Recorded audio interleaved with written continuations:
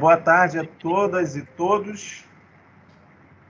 O Museu da Justiça, Centro Cultural do Poder Judiciário, tem o prazer de receber a equipe da Fundação Casa de Rui Barbosa, que irá nos presentear hoje com um tema muito importante e instigante também, né? A Casa da Elite do Brasil oitocentista, casas rurais e urbanas no ciclo do café. Nossas convidadas são a coordenadora do projeto, doutora Ana Pessoa, e as pesquisadoras Francesca Martinelli, Andressa Batista, Ornella Chimal Savini, Sábia Pontes Paz, Júlia Costa e Lohana Oliveira. Bem, antes de começarmos, eu gostaria de dizer que o evento de hoje encerra as comemorações do Dia da Memória do Poder Judiciário, que foi celebrado no dia 10 de maio. Durante todo o mês de maio, o Museu da Justiça promoveu uma série de lançamentos dentro do tema da memória da justiça, que foram os seguintes. No dia 2 foi lançado o vídeo institucional número 3, que conta as iniciativas do Poder Judiciário na preservação da memória da justiça, desde os tempos da Guanabara, além da trajetória do Museu da Justiça até sua fusão com o Centro Cultural do Poder Judiciário.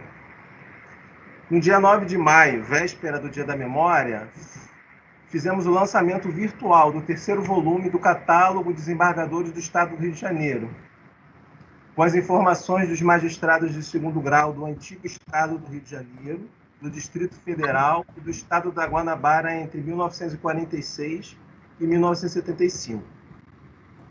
No dia 16 de maio, foi disponibilizada a entrevista do desembargador Marcos Antônio de Souza Faber, presidente do Tribunal de Justiça no biênio 2001 e 2002.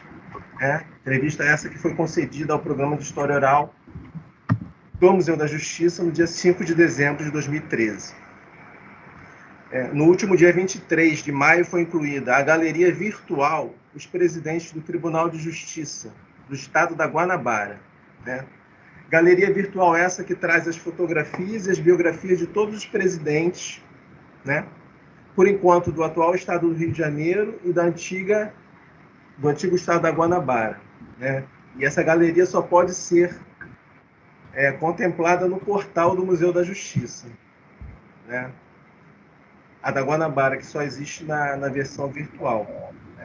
Os próximos a serem incluídos serão os presidentes do Tribunal de Justiça do antigo Distrito Federal.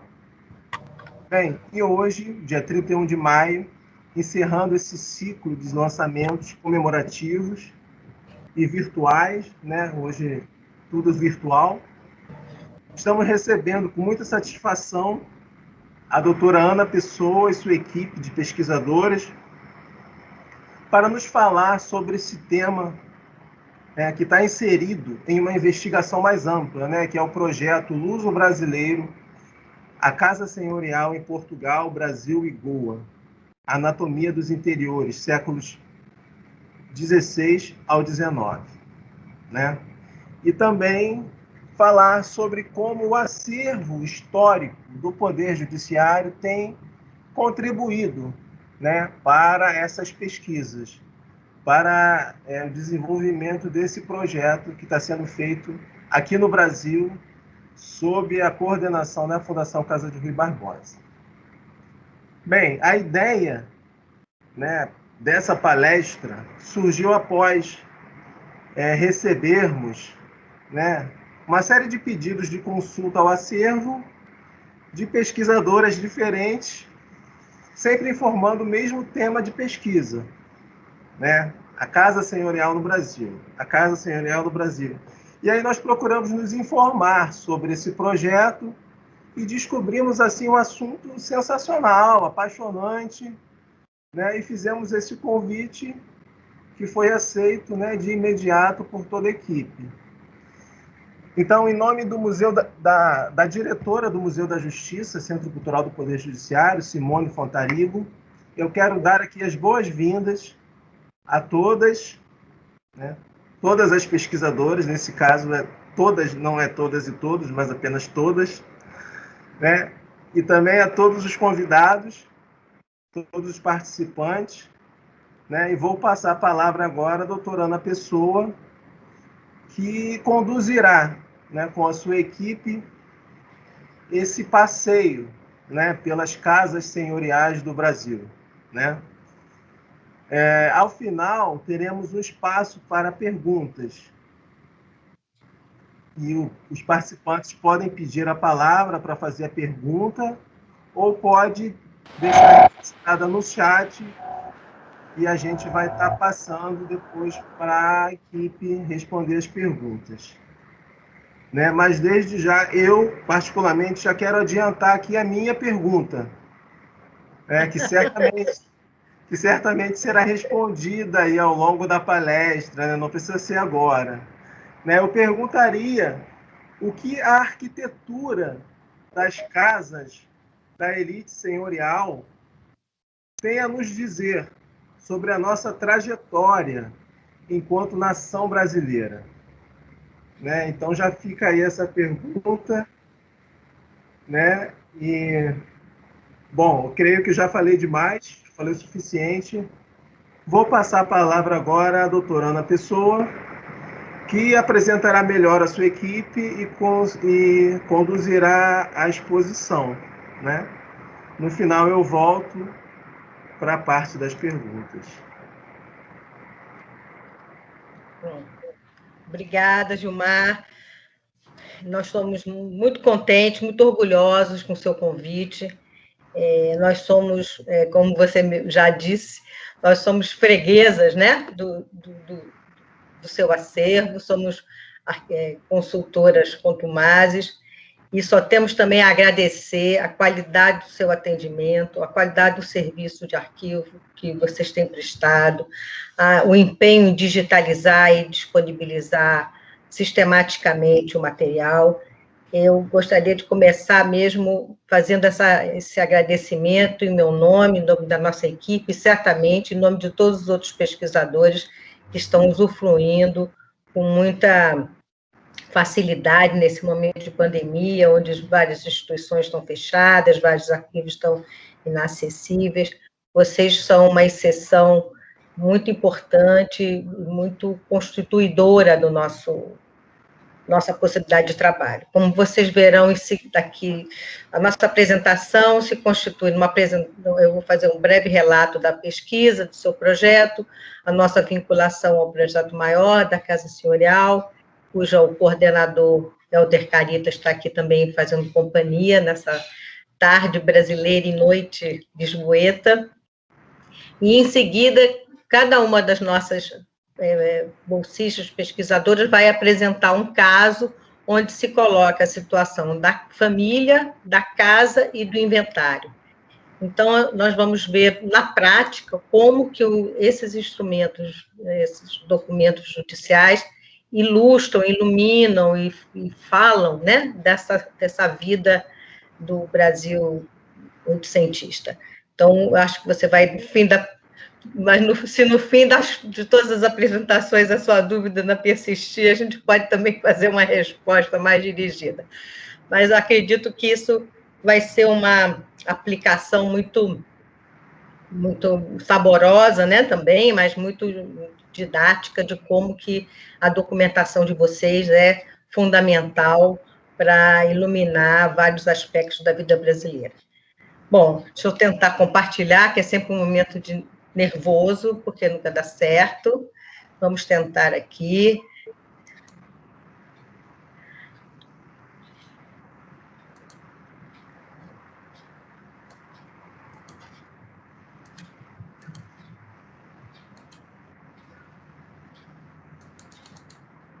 Pronto? Deu certo? Deu. Sim. Então, muito obrigada. Estamos, então, aqui, a nossa apresentação é a Casa de Elite no Brasil Oitocentista, Casas Rurais e Urbanas do Ciclo do Café. Esse projeto trata, né, desse imenso território, dessa ocupação desse imenso território que aconteceu de forma muito intensa no século XIX, né, regiões de mata fechada, regiões inacessíveis, até a beirada do século de repente foram tomadas por estradas, povoados, vilarejos e cidades. Para a gente ter uma ideia, a Carta Coreográfica de 1939 apontava 30 núcleos urbanos, incluindo a corte.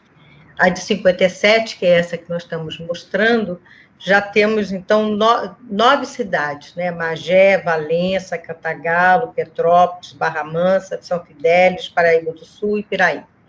Então, acho que isso dá ilustra muito essa potência que foi a ocupação do Vale em busca de terras para o café como a grande commodity do momento, trazendo uma riqueza que se espalhou pelas outras atividades do Brasil, né? O projeto tem por objetivo o estudo da forma de morada elite cafeeira, tomando como referência as áreas de propriedades rurais e urbanas das principais famílias do Vale.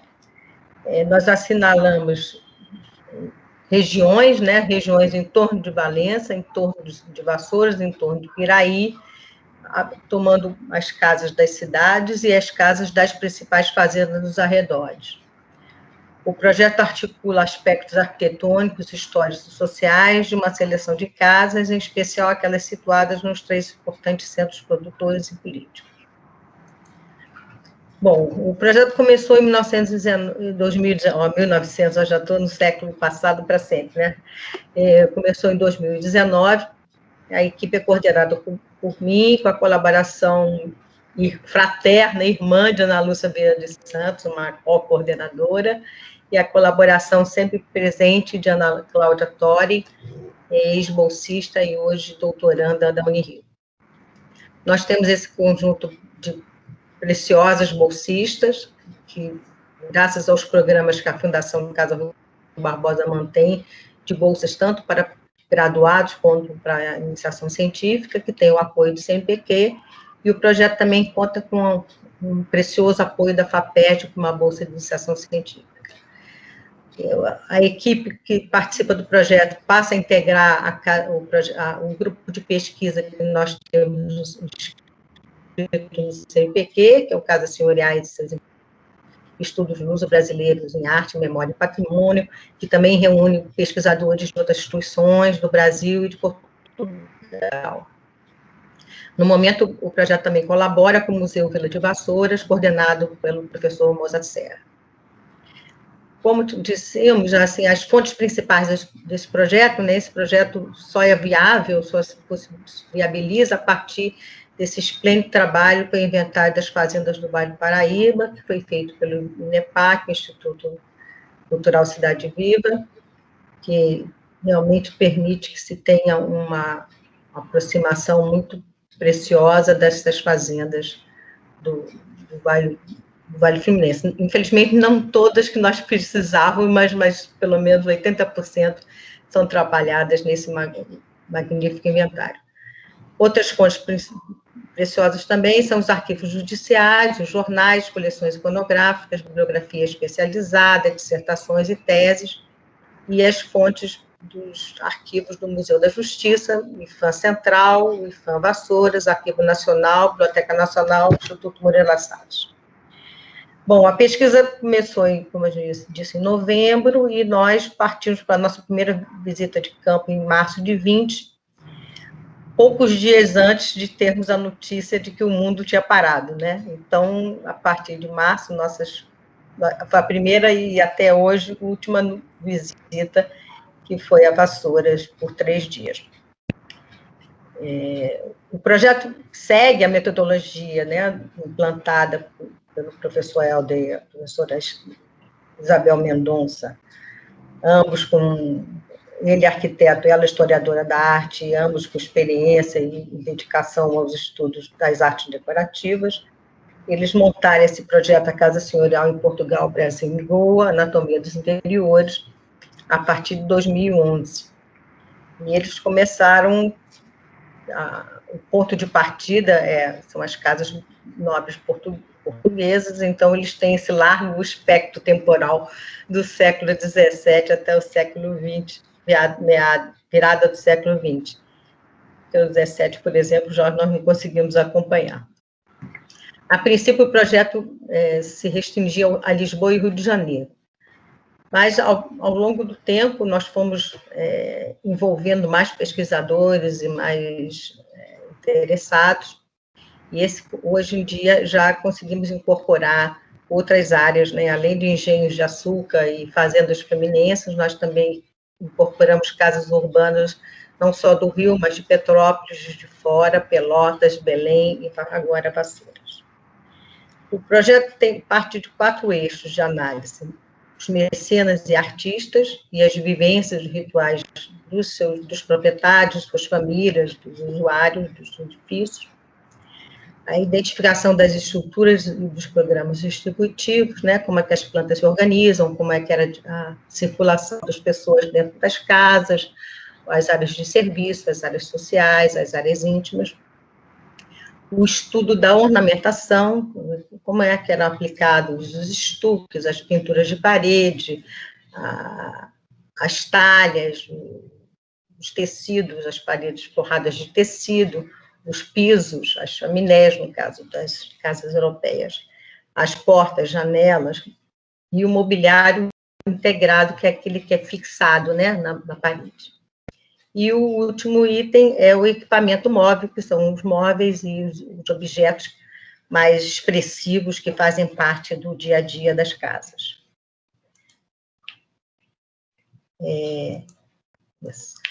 Esse projeto, como eu disse, que o professor Helder concebeu junto com Isabel Mendonça, ele tem uma fundamentação num conceito de casa senhorial, tomado como uma estrutura simbólica de representação do poder de uma família e de sua hierarquia no contexto da sociedade em que se enquadra. E ele enfatiza, chamando também a atenção para o que o Gilmar estava falando, né, que desde a sua implantação na paisagem, morfologia, decoração arquitetônica ou organização interna, a casa senhorial, nos seus diferentes elementos e estruturas, revela uma teia complexa de relações que desenvolvem tanto em diferentes grupos sociais como no interior de uma família. Então, o que nós buscamos é ver como esses vários aspectos de uma construção e de uma ocupação de uma casa vão dando testemunhos dessa sociedade que está ali se desempenhando, usufruindo, né? Vivendo uma forte relação com os símbolos de prestígio e de hierarquia social presentes em cada época, a casa senhorial é ainda, nas suas duas diferentes formas, um testemunho das transformações que a sociedade e o gosto vão assumindo ao longo dos séculos. Na sua estética e busca do belo, ela é também a afirmação de aspirações mais profundas que revelam um homem face ao mundo e à natureza. Bom, então, a partir dessa, digamos, construção, dessa colocação de questões em relação ao espaço, à decoração, à circulação, foi estruturado esse site, que chama-se A Casa Senhorial, né, o nome do projeto, A Casa Senhorial de Portugal, Brasil e Goa, o acesso é acasasenhorial.org, onde se distribuem as informações divididas em 4 eixos primeiros, né, as casas senhoriais propriamente ditas, a análise das casas, as fontes documentais, que nós vamos ver em seguida, os estudos de caso e os artigos produzidos através dos encontros que o projeto também desenvolve anualmente, ora no Brasil, ora em Portugal.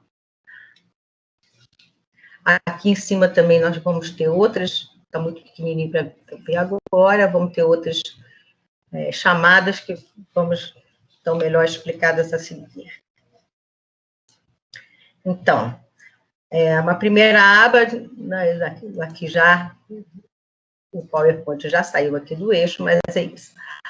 A primeira aba entra-se nessas 3 vertentes, né, as casas em Portugal, as casas no Brasil, as casas em Goa.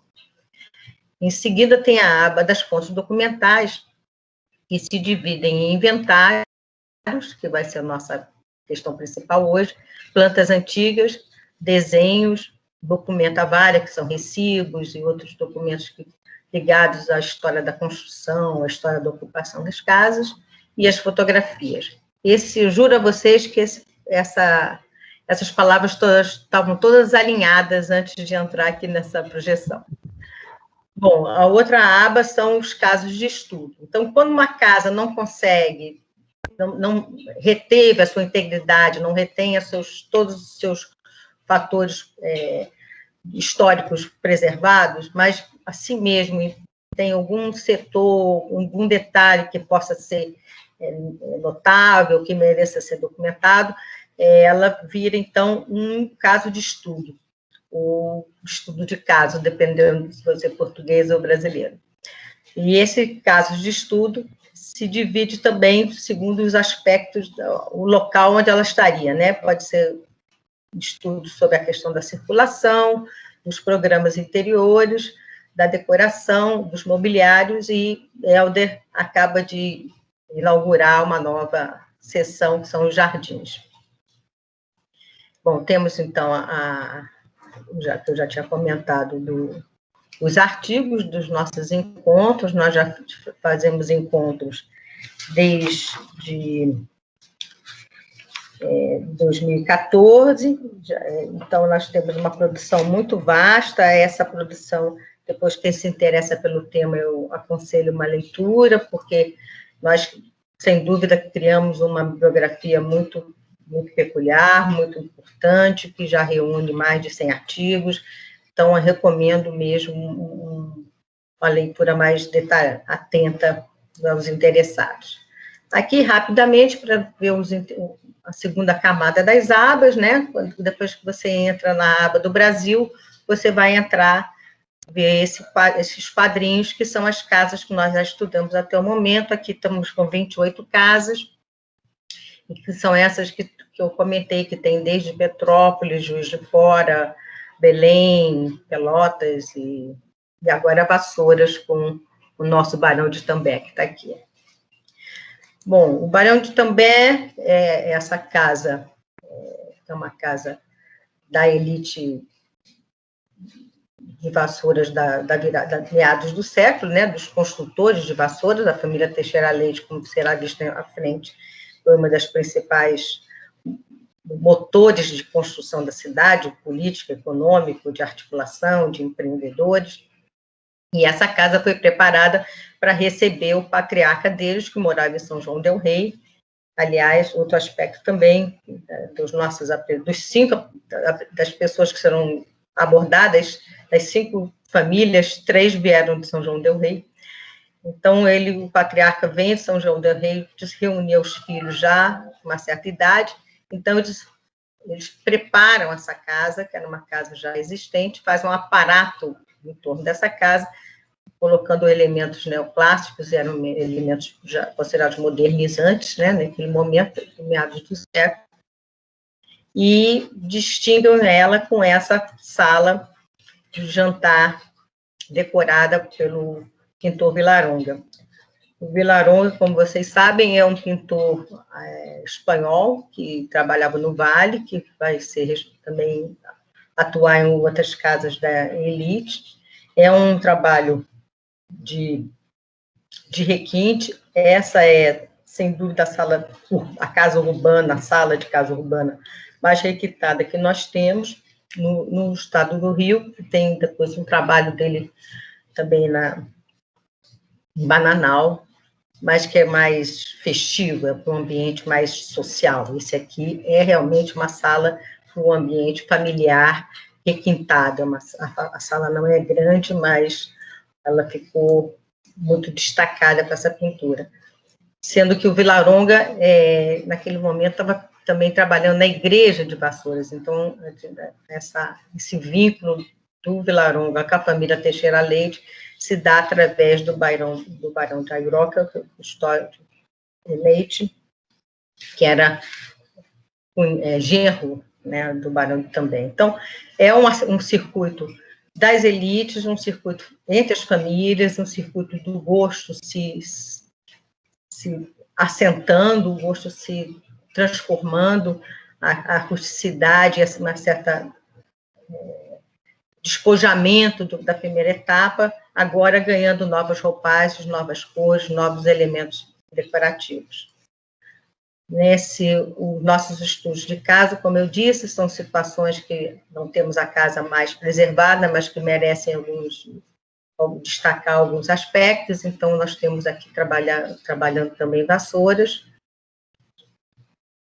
E, finalmente, os inventários que nós fomos coletando, de modo geral, iluminando as casas que nós estamos estudando, mas não exclusivamente. Quer dizer, podemos também transcrever e trazer a publicar estudos de inventários relevantes que não necessariamente a casa tenha sido nem mesmo preservada, né? Talvez tem certos inventários, ou muitos dos inventários, são os únicos testemunhos que se tem de várias casas que não se tem mais notícia ou qualquer documento.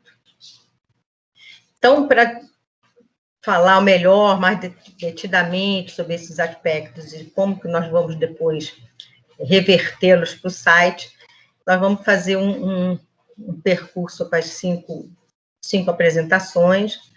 Eu vou chamar primeiro a Júlia Souza Costa, que vai fazer uma apresentação de um trabalho que já tinha sido realizado por Ana Lúcia Vieira Santos e eu, mas que articula muito bem, que Júlia vai trazer com sua visão também, nova visão para essa apresentação.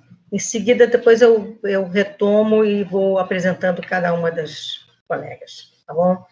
Júlia, é com você agora. Obrigada. Tá bom, Ana, eu vou compartilhar aqui o arquivo.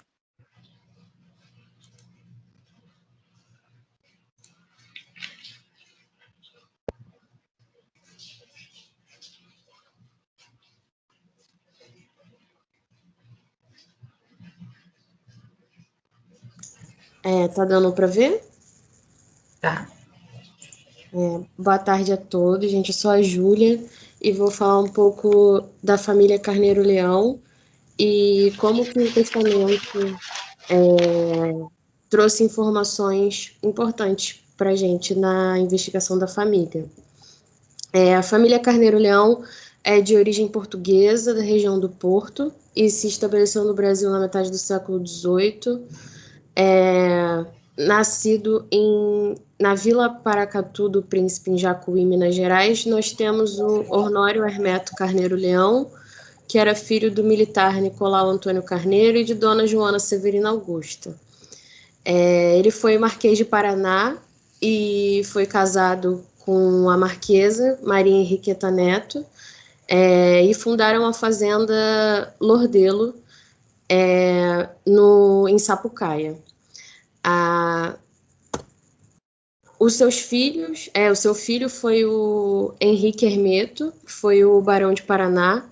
Ele estudou no Colégio Pedro II e se formou médico em 1870, e após formado ele retorna à fazenda da família para clinicar e administrar o negócio da família de café. Ele se casou com Zeferina Marcondes Machado, que era filha de Marcondes Machado, e estudou no Colégio da Baronesa de Gesling.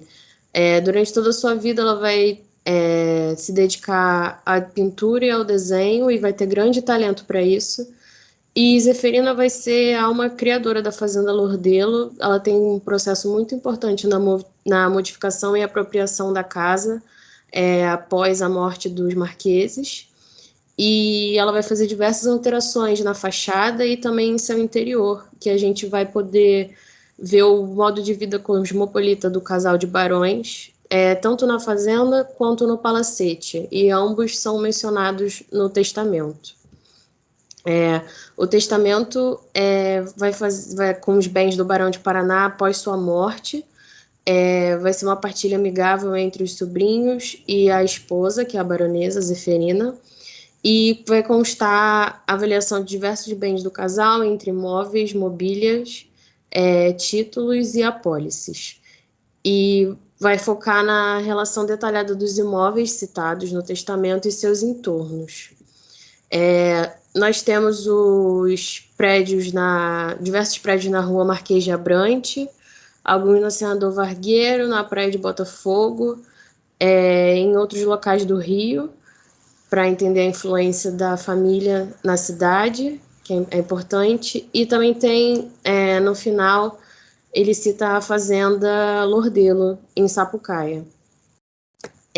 A Fazenda Lordelo é a única casa remanescente da família, em Sapucaia, no Vale do Paraíba, e ela vai sofrer algumas alterações quando os barões se mudam para casa, né, como foi mencionado anteriormente, para adaptar ao gosto de vida cosmopolita deles.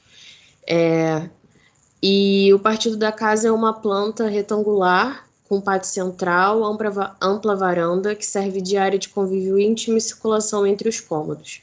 Esse partido é praticamente universal na casa rural brasileira, e essa fachada foi amplamente alterada pelos barões quando eles se mudaram para lá.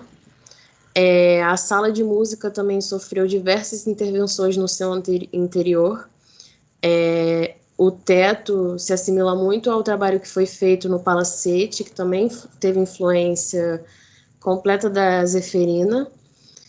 E aqui nós temos mais algumas fotos da fachada e do jardim da fazenda, das laterais. E aí nós entramos no grupo de casas da região da Rua Marquês de Abrantes, como está mostrado no mapa. No testamento, ele vai mencionar o sobrado de platibanda construído no centro do terreno e recuado de alinhamento da rua em distância de 40 metros.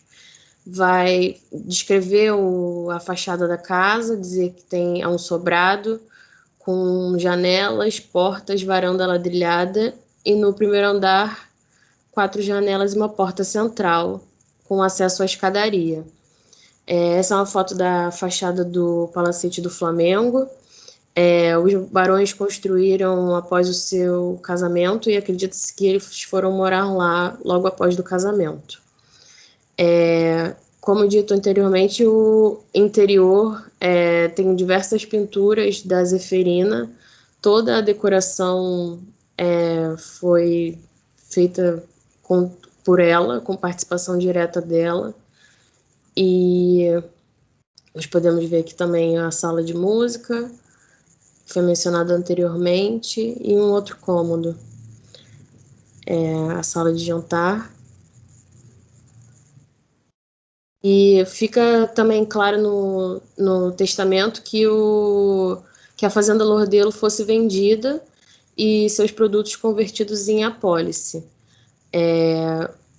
Em seu testamento, o Henrique, que foi o barão, também determinou que após a venda da fazenda, a Zeferina poderia retirar para si alguns pertences. Entretanto, houve uma preservação da propriedade por parte dos herdeiros, dos sobrinhos, e com a administração da Fazenda Lordelo por Zeferina até sua morte. Após o óbito da baronesa, a Lordelo passou a ser administrada pela Sociedade dos Sobrinhos do Barão de Paraná, e até hoje ela é preservada pelos proprietários como testemunho dos modos de vida do século XIX. É isso. Obrigada, Júlia. Nós vamos agora passar à próxima apresentadora, que será a Andressa Batista. Ela vai apresentar a família Pinheiro Werneck, partilha dos Viscondes de Piaba, o inventário da Viscondessa de Piaba, fazenda e palacete na corte.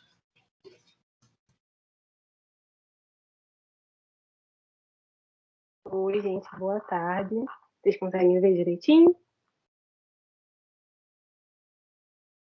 Sim. Obrigada.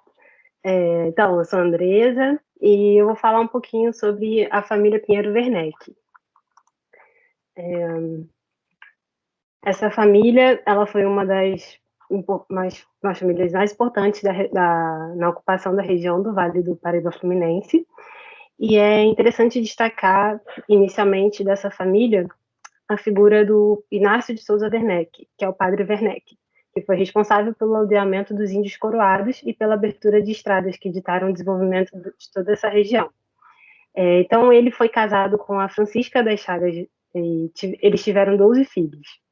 E, então, aqui trago mais destacado o Francisco das Chagas Werneck, que se casou com a Ana Joaquina de Souza, de São José, perdão, e tiveram 6 filhos, entre eles a Ana Francisca de São José, que é a Viscondessa de Piadas. Uma outra filha do padre Werneck, que está aqui destacada, é Isabel Maria da Visitação, que casou com João Pinheiro de Souza, que foi um capitão reformado da segunda linha da Guarda Nacional de Vassouras. E eles tiveram 7 filhos, entre eles o peregrino José de América Pinheiro, o Visconde de Piadas. Então, o nosso estudo aqui nessa família, a gente partiu a partir desse casal, né? E a gente tenta entender como que foi formada as suas propriedades e o desenvolvimento, né, dessa família que se destacou entre esses aristocratas do café.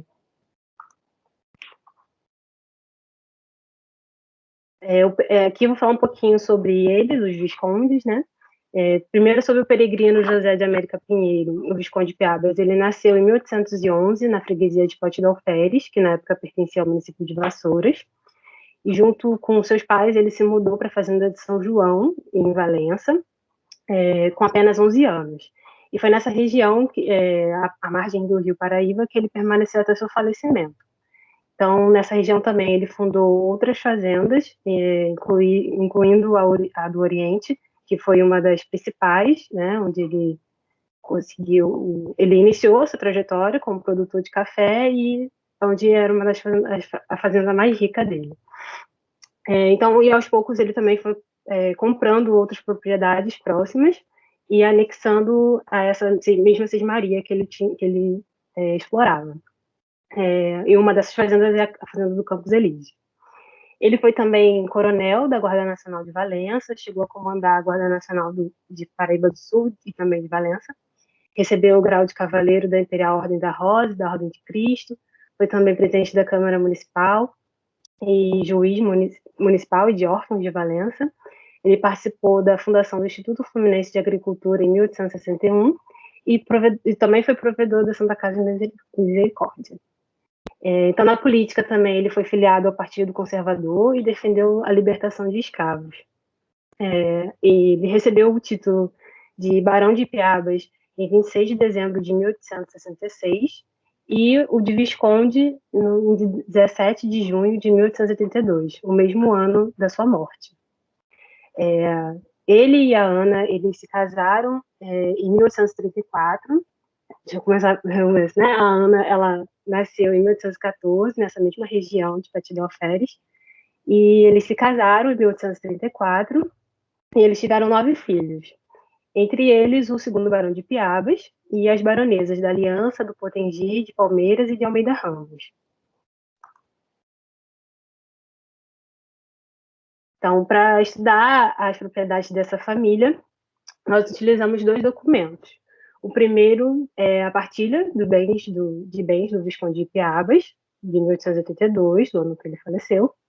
E nesse documento a gente tem a avaliação dos bens e das mobílias, dos mantimentos animais e escravos.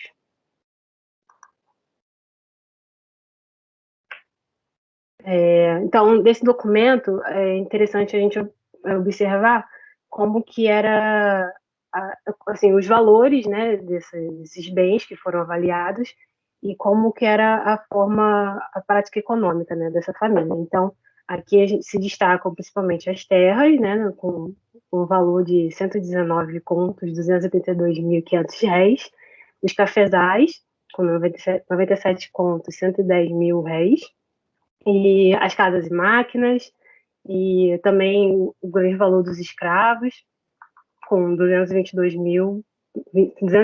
contos e R$ 905.000, e como parte do inventário desse espólio, né, da morte do Visconde, foi também feito esse levantamento, né, desse mapa onde estão demarcadas essas propriedades, né, que no inventário também são descritos esses bens a partir de cada propriedade.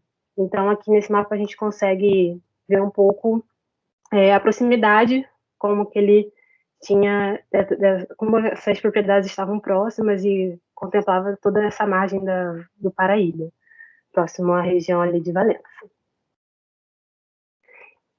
E aqui essas propriedades, é interessante a gente destacar a Fazenda do Oriente, a do Campos Elísio, a Conceição e São João. E além dessas propriedades na região de Valença, a gente tem outras propriedades, né, na Estação do Comércio, e também na própria cidade, na região central de Valença, e também na Corte, no Rio de Janeiro. Outro documento que a gente estudou foi o Inventário da Viscondessa de Piabas, que nesse documento possui a relação dos bens e a partilha também, que foi distribuída. E esse documento ele foi produzido em 1892, né, quando ela morreu, e após 10 anos da morte do Visconde, e o que leva a gente a ter uma interessante comparação desses bens, de se eles foram perpetuados ou não, como que foi essa mudança dessa avaliação. Então, aqui no inventário dela, a gente já consegue notar os investimentos em aplicações financeiras, que acabam tendo uma soma maior que outros bens que destacamos, né, comparando com a partilha do Visconde. Então, aqui a gente tem as apólices da dívida pública, com 35 contos, 595 mil réis, ações de bancos e companhias, dinheiro, e uma dívida ativa também, somando 65 contos, 258.866 réis. Então, assim, a gente foi aprofundando a pesquisa nessas propriedades que foram destacadas dentro desses dois documentos. E então a gente apresenta aqui um pouco sobre a Fazenda do Campos Elísio, que está localizada na cidade de Rio das Flores, que foi comprada em 1851 pelo Visconde de Piabas, que inicialmente ele permaneceu com a casa sede, e 10 anos depois ele desmembrou parte dessas terras, doando esse trecho para o seu filho, o segundo Barão de Piabas, né, que futuramente se tornaria o segundo Barão de Piabas. E nesse outro trecho ele fundou, em 1875, a Fazenda do Guaritá, que não está incluída nesse levantamento dos documentos, mas é interessante destacar a sua origem, que vem dessa fazenda do Campos Elísio, que é extensamente descrita nos documentos que nós estudamos. Então, aqui, sobre essa fazenda do Campos Elíseos, a partilha de bens do Visconde de Piabas traz a seguinte descrição: uma casa de morada com 70 palmos de frente e 100 de fundos, coberta de telha, assoalhada e vidraçada, avaliada por 3 contos de réis. E tem uma listagem dos móveis, e nesse caso, no documento dele, a gente tem essa divisão por ambiente. E aí, então, a gente consegue identificar que essa casa teria uma sala de visitas, sala de jantar e dormitórios. Já no inventário da Viscondessa, tem uma descrição bem sucinta, né, com uma casa dividida por 4 contos de réis, e nesse documento o mobiliário ele é descrito de forma corrente, então não tem essa divisão por ambiente.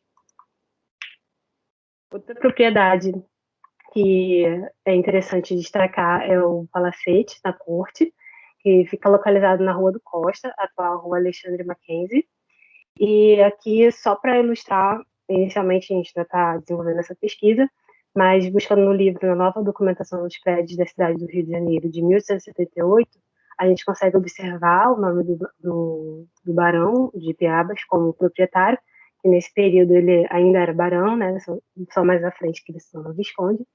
Então, ele aparece como um dos proprietários de construções nessa rua, e comparando com essa numeração, a gente também consegue observar nesse mapa do Guto, de 1886, onde seria essas casas, né, incluindo o Palacete.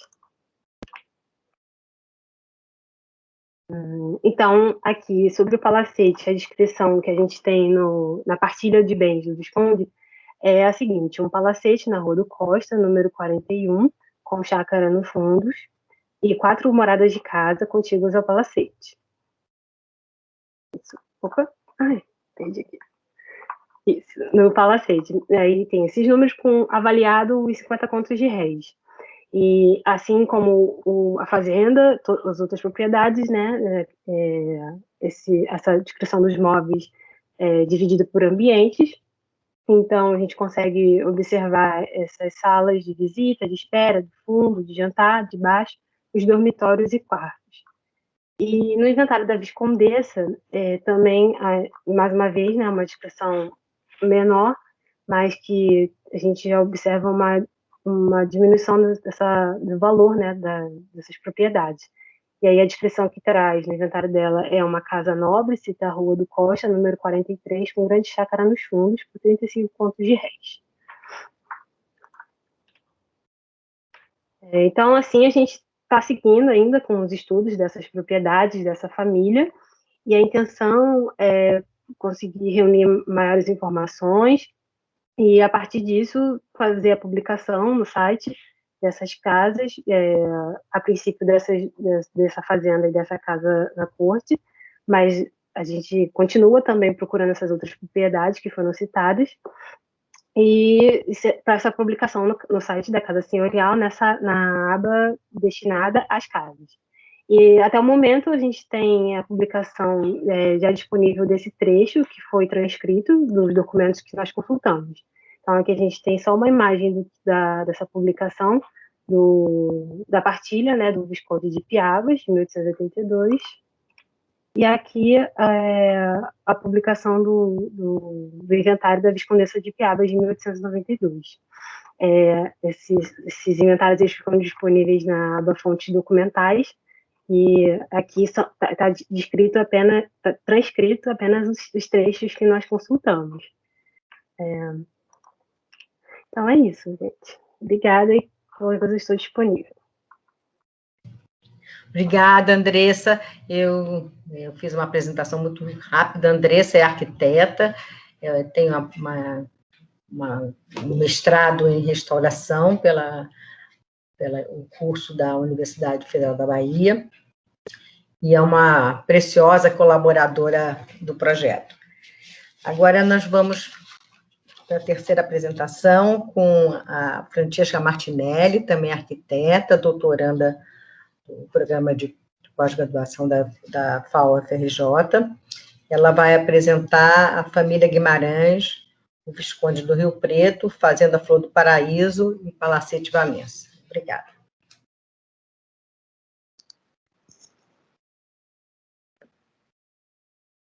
Boa tarde a todos e todas. Tá dando para ver a apresentação?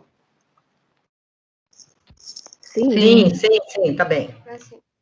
Então, boa tarde, é um prazer estar aqui falando um pouco sobre esse trabalho, né, que a Ana Pessoa apresentou com esses inventários. Hoje eu trago aqui, então, os processos que nós consultamos sobre a família dos Viscondes do Rio Preto, a família Guimarães, mais especificamente sobre a Fazenda Flores do Paraíso, que foi a sua principal fazenda no período cafeeiro, no século XIX. Então, sobre o Visconde do Rio Preto, né, o Domingos Custódio Guimarães, ele nasce em São João del Rei no início do século XIX, filho de Pedro Custódio Guimarães e Teresa Maria de Jesus. Ele tem a sua fortuna, a origem da sua fortuna na década de 1820, com o tráfico de escravizados e com o abastecimento de carne para a corte no Rio de Janeiro, através de uma companhia que tinha sociedade com o Conde de Bonfim, Companhia Mesquita e Guimarães. Após se desfazer essa sociedade, ele investe o seu lucro na compra de terras e no plantio de café no Vale do Rio Preto.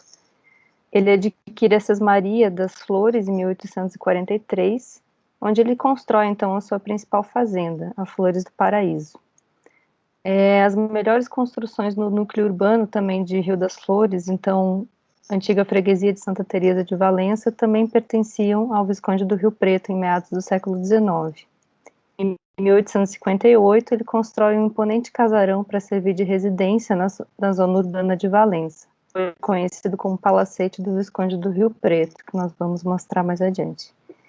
Ele recebe o título de Barão do Rio Preto, então quando ele já tem a questão do café, já está inserido nesse negócio do café, em 1854, e o de Visconde um ano antes da sua morte, em 1867. Ele criou o ramal da Estrada União Indústria, um dos ramais, né, denominado Paraibuna Porto das Flores, também conhecido como Estrada das Flores, que ligava a sua fazenda, né, a Flores do Paraíso, à estação de mudas de Paraibuna.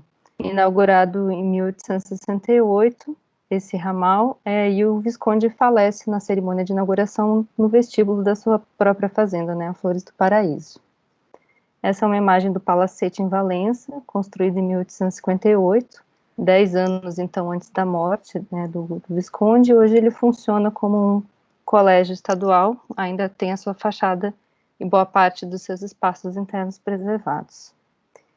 Dentre as fazendas, então, que pertenciam ao Visconde do Rio Preto e que constam no inventário elaborado pelo INEPAC, estão a Fazenda Loanda, a Fazenda Flores do Paraíso, hoje conhecida como Fazenda Paraíso, a Santa Genoveva, a Fazenda União, e havia ainda outros em território fluminense, como as fazendas Crimeia, São Leandro, Santa Teresa, São Policarpo e Mundo Novo, que não constam do inventário.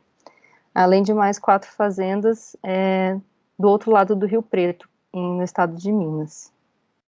O nosso processo de busca, então, por esses inventários passou por montar a genealogia da família e apontar a sucessão das fazendas que pertenciam ao Visconde do Rio Preto. A Fazenda Flores do Paraíso entra na família por meio do então futuro, né, Visconde do Rio Preto, que adquire Sesmaria em 1843, como foi falado, e conclui a construção da casa-sede em 1853. Após a sua morte, em 1868, a fazenda fica para sua segunda esposa, a então Viscondessa do Rio Preto, com quem tinha 6 filhos. Em 1873, com a morte da Viscondessa, a propriedade fica para um dos filhos do casal, Domingos Custódio Guimarães Filho, que então vinha a ser o segundo barão do Rio Preto.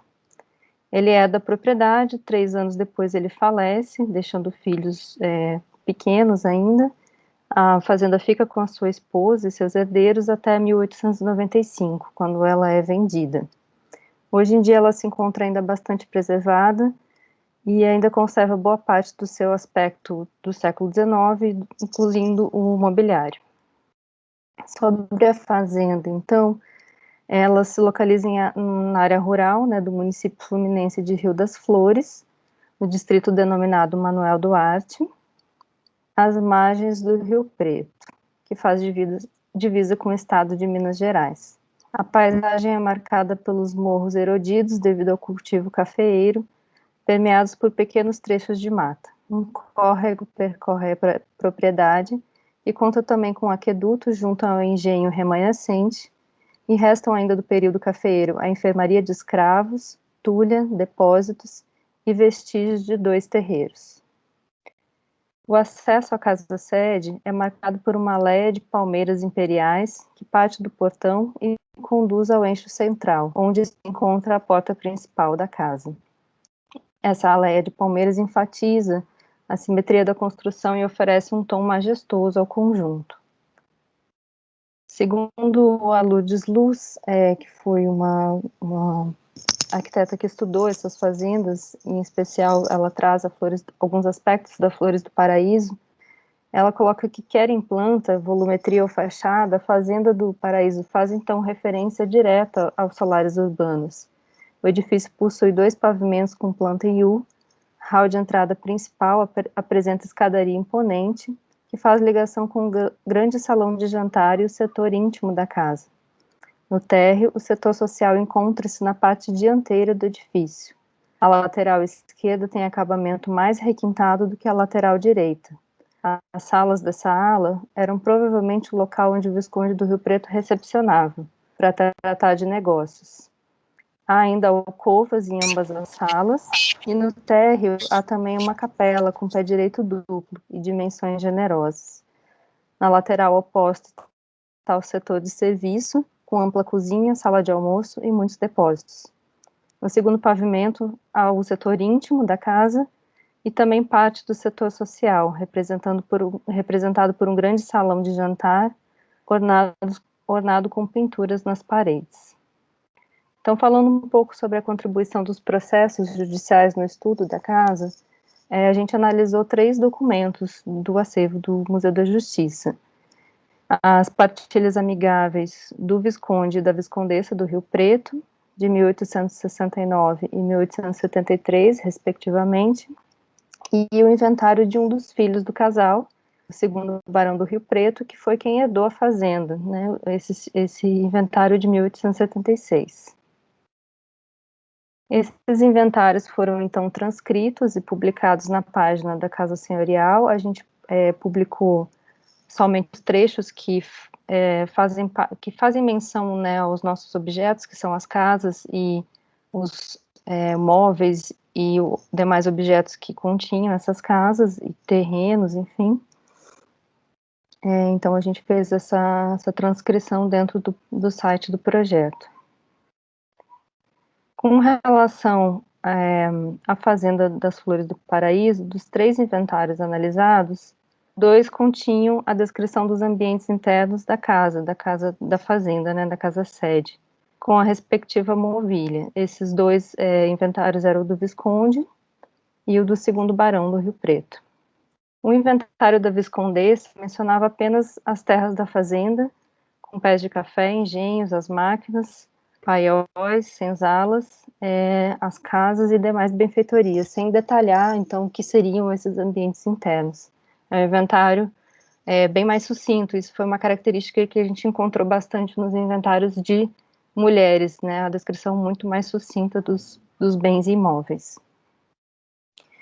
Então, fazendo um comparativo entre o inventário do Visconde e do Barão, encontramos no último, né, do Barão, uma descrição mais minuciosa ainda dos ambientes.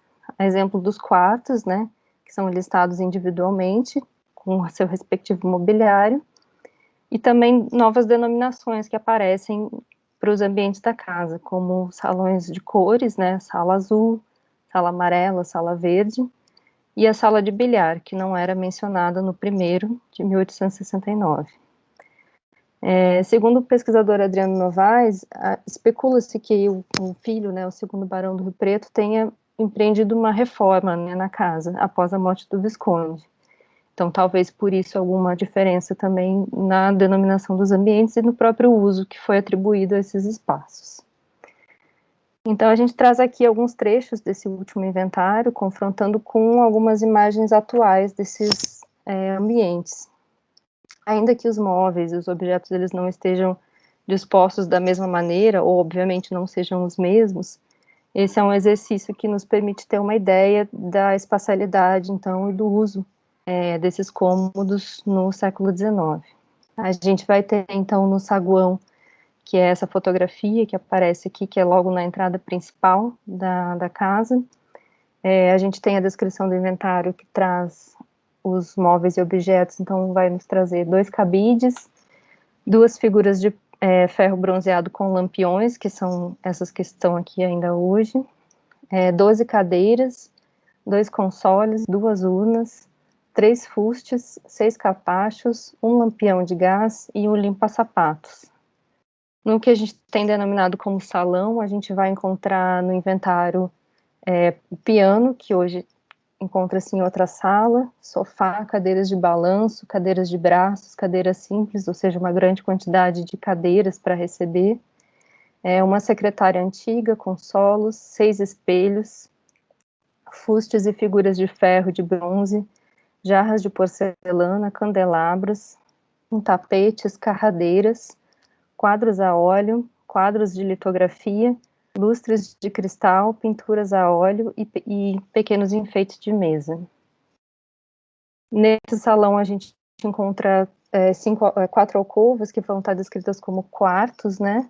E os móveis que contêm esses ambientes se assemelham muito, né? São basicamente marquesas com colchões e travesseiros, um pequeno lavatório, balde, cabide, ou seja, móveis de apoio, então, para quem vai se hospedar na fazenda e que vai fazer uso dessa alcova. O que a gente tem denominado nesse inventário como sala azul, a gente vai encontrar cama de palhinha, lavatório pequeno, balde, caixa, consoles, cômoda, gaiola com um pássaro, espelhos, relógio de bronze, licoreiro, vasos grandes, vasos pequenos, castiçais, mesa de centro, mesa redonda, cadeiras, retretes, figuras, enfeites, quadros de litografia e oleografia, um tapete, enfeites para mesa e um lampião a gás. Na sala de jantar, que é a sala mencionada, né, com as pinturas na parede, que também são do pintor Villaronga, esse que a Ana Pessoa apresentou da sala de jantar do Barão de Itambé, né, foi o mesmo pintor que pintou a Flores do Paraíso. A gente vai encontrar também a descrição dos móveis e equipamentos então usados nessa sala, né, uma mesa, 3 aparadores, 2 pequenos e, enfim, outros ditos, né, um grande de prata, um relógio, um licoreiro, 18 cadeiras de carvalho, 16 de jacarandá, 2 lustres de cristal, um relógio de parede, aparelho de porcelana, moringueira, aparelho branco de serviço diário, ou seja, diferenciando o que seria o uso cotidiano ou aparelho de uso para ocasiões especiais, né? Licoreiro, grades, peças de cristal, 24 esteiras para pretas, né? E aí a gente vê a diferenciação do espaço de sentar entre quem usava a sala que pertencia à elite e as escravas, no caso que aqui eles colocam como as pretas, né, que estariam naquela sala também. 182 facas e garfos de cabo de marfim, 17 peças de metal para a mesa. E aqui a gente tem algumas imagens de um leilão que a gente encontrou de peças de porcelana com o monograma do Barão do Rio Preto, né? E a gente acredita que possa ser o mesmo que contém nesse inventário, nesse jogo de aparelho de porcelana. Então é isso, eu gostaria de agradecer mais uma vez o convite e a disponibilidade também desses documentos para a nossa consulta e para a manutenção da pesquisa mesmo durante a pandemia. E a todos, muito obrigada. Obrigada, Francesca. Então, vamos ter agora em seguida a apresentação de Ornella Savini sobre a Casa de Vassouras da Corte do Barão de Vassouras. Boa noite. Dá para ver a minha tela? Sim. Então, boa noite. Eu vou apresentar a Casa do Barão de Vassouras, é uma casa marcante no centro de Vassouras, e eu vou falar da contribuição do inventário da baronesa de Vassouras para esse estudo. Bom, nós estudamos a ocupação do Vale do Paraíba através de estudos de grandes famílias cafeicultoras, como dito antes, e suas casas, mas eu vou dar um foco especial para a cidade de Vassouras. Nota-se que as famílias cafeiras elas ocuparam e urbanizaram a vila de Vassouras com a intenção de abrigar um polo político e econômico. A vila começou em volta do Largo da Igreja, como é possível ver aqui a igreja no centro da imagem, as margens da estrada da polícia, que era essencial para esse comércio de café, ligando esses comerciantes à corte. O paisagismo do Largo da Igreja, com seu chafariz monumental, assim como os sobrados, que abrigaram gerações de barões, são elementos que marcaram a identidade da cidade na história do Brasil. Bom, entre essas famílias, os Teixeira Leite faziam parte da elite, esses grandes fazendeiros, que desenvolveram o Brasil na segunda metade do século XIX. Eram grandes representantes da elite econômica, da elite política e econômica vassourense, considerados progenitores da cidade, responsáveis pela criação de Vassouras. Um segundo. Em sua maioria, capitalistas, ainda que atrelados diretamente ao capital de oligarquias cafeicultoras, investidores de ações da dívida pública e imóveis urbanos, debentures de estradas de ferro e empréstimos a juros. Eram apoiadores do império e mediadores entre a corte e os demais proprietários. Aqui tem algumas fotos de alguns dos membros importantes da família. Bom, nós organizamos a genealogia da família e, a partir dela, associamos as casas aos diversos membros da família. Entre essas casas, estão a Casa da Era, a casa que hoje é o Centro Cultural Cazuza, a Casa das 14 Janelas, a Casa do Barão de Itambé, que a Ana mencionou anteriormente, e a Casa do Barão de Vassouras. Essa última marcada em vermelho, sendo a casa escolhida para essa apresentação.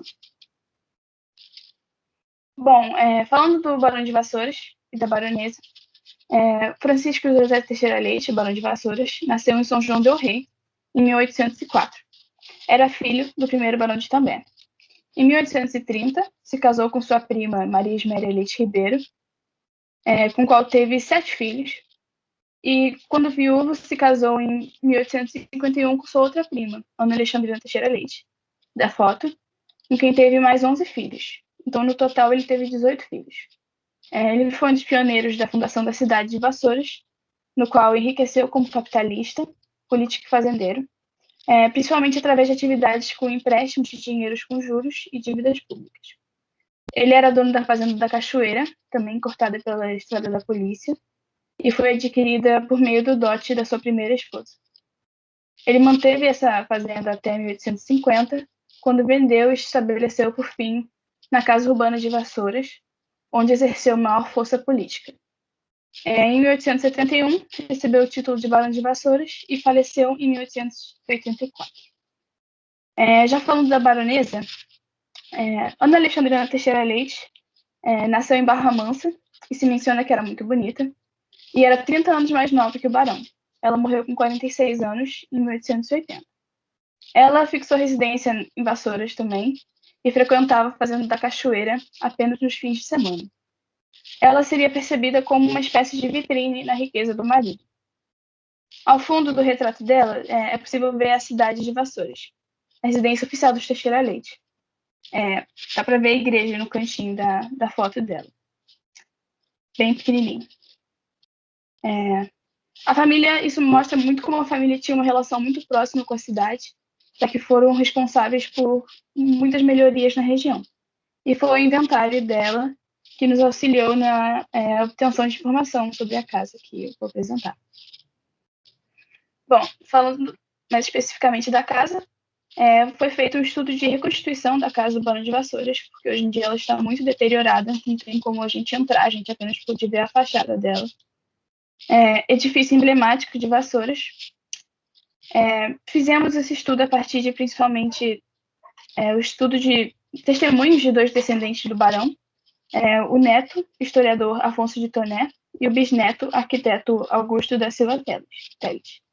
Eles produziram um estudo sobre a presença da família Teixeira Leite, que ocupou o imóvel até os anos 80.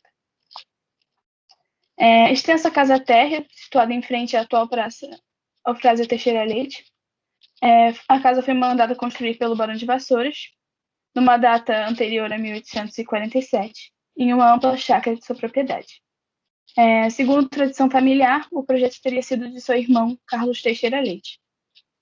Situado em terreno de esquina, possuía originalmente jardim em toda sua extensão e aos fundos de imensa área arborizada. Mas ele foi muito reduzido por ter sido desmembrado pelos herdeiros do barão e vendido em lotes a terceiros. Bom, a casa sofreu diversas alterações ao longo do tempo, mas vale mencionar que a casa foi construída em 1834 e o conjunto, o tombamento, né, do conjunto de Vassouras foi em 1958. Mas a casa ela ficou na família até os anos 80, mas começou a deteriorar ao ser submetida à venda de empresas particulares, quando ela deixou de ser da família. Bom, edificada em pedra, cal e tijolos, a casa é estruturada em uma planta em U, com porão alto, sequência de janelas nas fachadas, com robusta platibanda, que apresenta adornos classicizantes como colunas decorativas colunadas, podendo então se enquadrar em estilo neoclássico, mas vale mencionar que são intervenções na fachada, provavelmente ela não tinha esses adornos neoclássicos. Essa planta ela é do próprio bisneto, Augusto da Silva Telles, que nos trouxe esse estudo setorizando a casa. Vou destacar algumas salas. As salas de receber, os amplos interiores, eles eram convertidos em espaços privados de sociabilidade, abrindo-se para jantares, bailes e saraus. Esses salões eram amplos e grande parte do mobiliário de origem estrangeira teriam vindo da fazenda da família, a Fazenda da Cachoeira, que eu mencionei anteriormente.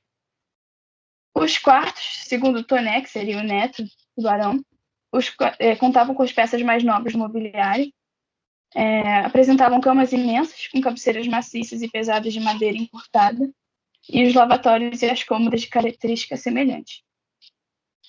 A sala de jantar era o considerado cômodo mais importante do setor familiar.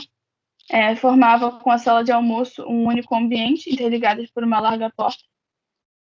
A sala grande se abria para o jardim, para a varanda, através de janelas amplas, essas arqueadas, e o mobiliário do cômodo construía nessa longa mesa de refeições, medindo cerca de 7 metros de comprimento. Então, foi feita uma transcrição paleográfica do inventário pelas colegas Luana e Francesca. Separamos trechos do inventário que nos interessam mais para a pesquisa. Então, esse inventário ele foi feito no ano da morte da baronesa, em 1880, e o inventariante era o próprio Barão de Vassouras. Bom, apresenta uma descrição dos imóveis separados por ambientes, começando pelos móveis, podemos identificar que pertenciam à sala de visitas, pois falando no inventário, falando da sala de visitas e sala de bilhar, e falando dos adornos dessa mesma sala. E aí eu trouxe umas fotos para fazer esse paralelo e ilustrar. Continuando nos móveis, podemos identificar alguns da sala de jantar, pois ele fala da sala de jantar e fala de louças e cristais. E na casa é muito notável esse armário embutido, que é um armário que você pode entrar enfim, é um louceiro, né? Tem diversos louceiros que aparecem nas fotos tiradas pelo bisneto. E vale ressaltar também essa escrivaninha que a gente encontrou no inventário, no leilão dos descendentes do barão, que estão sendo leiloados, e algumas peças que colocaram à venda pertenceram mesmo ao barão, chamando a atenção principalmente essa escrivaninha que eu mencionei. Enfim, aí podemos identificar outros móveis diretamente, assim, visualmente pelas fotos, né, que mostrei um paralelo que fizemos. Esse trecho de prata e joias é interessante, pois não é comum essa atenção dada às joias das mulheres nos inventários. E ao observar o inventário, podemos fazer alguns paralelos com as joias que a baronesa usa no seu retrato, como o seu anel, o broche, brincos e a pulseira de cabelo, que é mencionada no inventário. Bom, por último, não é sobre a casa, mas se menciona no inventário uma outra propriedade da baronesa, que então foi do barão, que é essa casa de sobrado, a Praça da Aclamação. Então, seria uma casa da baronesa na corte, e a descrição do inventário bate com essa foto de uma casa branca nessas fotos aqui. Essas fotos do Ferres, da casa da Praça da Aclamação, com jardins de Guaziú, são 5 janelas em cima e 4 janelas e uma porta embaixo. E essa casa na corte demonstra um traço de distinção e de circulação do barão entre as Vassouras e a corte. E é isso. Muito obrigada. Obrigada, Ornella. Agora, nossa última apresentação. Vai ser uma apresentação de dupla. Savine e Luana. Sávia. Sávia também é estudante de arquitetura. A nossa equipe é basicamente de arquitetas ou formadas ou estudantes ligadas à FAU-FRJ, eu, inclusive, e a Ana Lúcia Vieira dos Santos também, é quase um time de ex-alunas da FAU-FRJ, com a exceção primorosa, preciosa de Luana Rosa Dias de Oliveira, que é a nossa estudante de História, nossa precisa historiadora. Então, agora a última apresentação é a poderosa família Nogueira da Gama. Boa noite a todos. Gostaria de agradecer ao Museu da Justiça, né, pelo convite e também de agradecer a nossa orientadora Ana Pessoa e as graduandas e mestrandas que também fazem parte, né, que contribuem muito. Resumidamente, iremos tratar sobre a família, né, Nogueira da Gama, seguindo um roteiro que aborda em sequência a genealogia, a arquitetura da fazenda e, por fim, o inventário que sucedeu à morte do Marquês.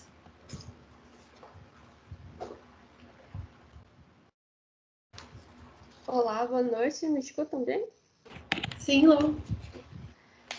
Então, eu gostaria de agradecer tanto ao Museu da Justiça, como a todos os convidados, a nossa orientadora aqui também presente, a professora Ana Pessoa. Bom, começando pela família Nogueira da Gama, né? Eu gostaria de destacar a figura do Manuel Jacinto Nogueira da Gama, o pater dessa família, o Marquês do Baipendi. Ele foi um dos maiores proprietários de terras na região do Vale do Paraíba Fluminense, primeiro proprietário da fazenda Santa Mônica, localizada na antiga freguesia de Nossa Senhora da Glória, município de Valença, no Rio de Janeiro. Ele nasceu em 8 de setembro de 1765, em São João del Rei, Minas Gerais.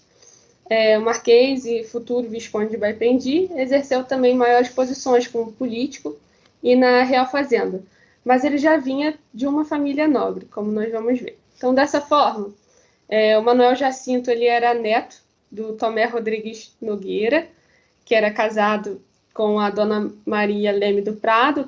Ele era capitão de ordenanças de Guaratinguetá e atuou nas batalhas contra os franceses em 1710, no Rio de Janeiro, ganhando, então, o prestígio da coroa. O pai do dito Marquês era o Nicolau Antônio Nogueira, alferes de ordenança também em São João del Rei, que se casou, então, com dona Ana Joaquina de Almeida e Gama, também de uma família distinta, de grande expressão em Minas Gerais. Então, é desse berço familiar que nasce o Manuel Jacinto Nogueira da Gama, e nesse contexto que as melhores famílias da terra enviavam seus filhos para estudar na Universidade de Coimbra, em Portugal.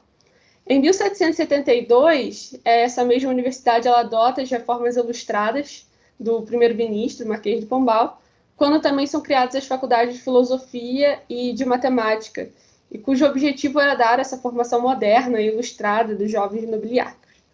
Então, aos 19 anos, Manuel Jacinto já era um dos 12 mineiros que estudavam na corte, dentre os 27 brasileiros, e assim se tornou um dos integrantes do que o historiador Kenneth Maxwell dominou por geração de 1790, dos ilustrados que empreenderam reformas e modernização do Estado. Assim, ele retorna de Lisboa em 1806, e a partir do seu nome já estabilizado no meio da corte, quando da transferência também da família real, em 1808, ele se torna, então, o escrivão do erário régio no Rio de Janeiro. E é pela presença da corte, somada ao seu status familiar, que o levam às estratégias de casamento adotadas com a dona Francisca Mônica Carneiro da Costa, em agosto de 1809. O pai dela era o coronel Brás Carneiro Leão, um dos maiores negociantes de grosso trato na Praça do Rio de Janeiro, e a dona Ana Francisca Rosa Maciel da Costa. E assim tiveram como filhos o Brás Carneiro Nogueira da Gama, o futuro conde de Baipendi, o Manuel Jacinto Carneiro da Costa e Gama, o futuro barão de Juparanã, e Francisco Nicolau Nogueira Carneiro Costa e Gama, o futuro barão de Santa Mônica. Então, a transferência da corte, por sua vez, ela inaugurou novas formas de negociação dessas famílias no século XIX, no Rio de Janeiro, na qual aumentou consideravelmente as suas possibilidades de ascender na hierarquia social e de participar ativamente também da vida política e administrativa da corte. Então, partindo... Desculpa.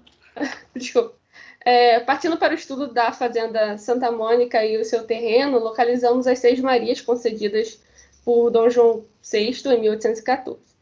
Trata-se, por um lado, de uma estratégia da corte de garantir não somente o povoamento dessa região, como também da aliança com a família Nogueira da Gama, um poder político e econômico forte nas regiões de Minas Gerais, político na corte, tendo em vista os cargos que o dito Marquês do Baipendi ele adquire, e econômico também, tendo em vista o seu casamento com a filha do maior comerciante de grosso-trato do Rio de Janeiro.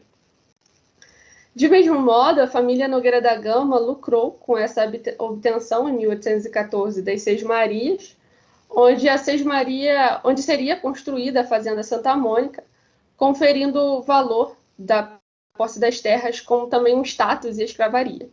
Assim também podemos dizer de um ethos de senhor, de escravo, de senhor de terras.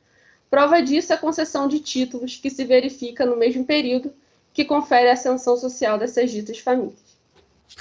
Manuel Jacinto continuou a exercer os cargos políticos, se tornou deputado no Rio de Janeiro, ministro da Fazenda, conselheiro de Estado, enfim, participa desse alto escalão da administração pública, né? Ele é um dos signatários também da Constituição Brasileira de 1824, além também de se tornar em 26 senador de Minas, depois é eleito vice-presidente do Senado e, por fim, presidente do Senado em 1838. Bom, agora partindo para os aspectos arquitetônicos da casa, né? O surgimento dessa fazenda, ela se dá através desse pedido de posse das Seis Marias ao Marquês do Baipendi, como a Lohana havia explicado anteriormente, e localizada na antiga freguesia de Nossa Senhora da Glória, município de Valença, com cerca de 580 alqueires de terra.